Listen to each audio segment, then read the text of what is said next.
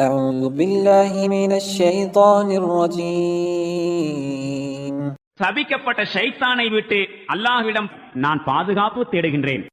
وقضى ربك ألا تعبدوا إلا إياه وبالوالدين إحسانا إما يبلغن عندك الكبر أحدهما أو كلاهما فلا تقل لهما أف ولا تنهرهما وقل لهما قولا كريما அதிபதி விதித்துள்ளான், அவனைத் தவிர வேறெவரையும் நீங்கள் வணங்காதீர்கள்.